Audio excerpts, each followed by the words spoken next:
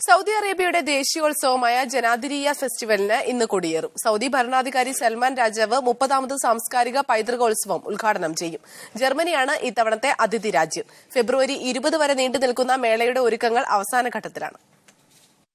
നേരും നന്മയും നിറഞ്ഞ സൗദി അറേബ്യൻ സാമൂഹ്യ ജീവിതത്തിന്റെ വർണ്ണാഭമായ കാഴ്ചകളൊരുക്കുന്ന ജനാദിരിയ പൈതൃകോത്സവം റിയാദ് നഗരത്തിന്റെ വടക്കുകിഴക്കൻ പ്രദേശത്ത് പ്രത്യേകം സജ്ജമാക്കിയ നഗരിയിലാണ് അരങ്ങേറുക.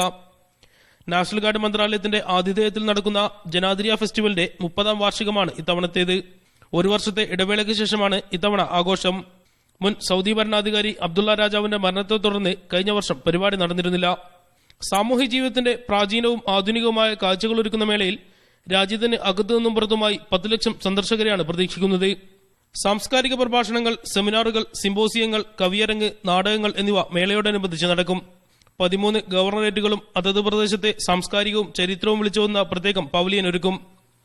രാജ്യത്തിന്റെ വൈവിധ്യം അടുത്തറിയാനുള്ള അവസരമായിരിക്കും ഈ സ്റ്റാളുകൾ. ഓരോ മന്ത്രാലയവും വിവിധ സർക്കാർ ഏജൻസികളും തങ്ങളുടെ സേവനങ്ങൾ പൊതുജനങ്ങൾക്ക് മനസ്സിലാക്കി നൽകാൻ തയ്യാറായി കഴിഞ്ഞു. ലോകത്തിന്റെ വിവിധ ഭാഗങ്ങളിൽ നിന്നുള്ള സാംസ്കാരിക നേതാക്കളും കലാകാരന്മാരും ആഘോഷത്തിൽ അതിഥികളായെത്തുമെന്ന് സംഘാടകർ അറിയിച്ചു. പൌരാണികവും പരമ്പരാഗതവുമായ കലകൾക്കും പ്രദർശനത്തിനും പുറമെ ആധുനികവും നൂതനവുമായ പുരോഗതിയെക്കുറിച്ചും ജനാദിരിയ കാണികൾക്ക് പരിചയപ്പെടുത്തും. ദേശീയ പൈതൃകോത്സവത്തിനുള്ള അവസാനവട്ട തയ്യാറെടുപ്പുകളാണ് ഇപ്പോൾ ജനാദിരിയിൽ നടന്നുകൊണ്ടിരിക്കുന്നത്. ഇനിയുള്ള 17 നാൾ സ്വദേശികൾക്കും വിദേശികൾക്കും ആഘോഷത്തിന്റെ ദിനങ്ങളാണ്. ജനാദിരിയിൽ നിന്നും മീഡിയ 1 വേണ്ടി റബി മുഹമ്മദ്.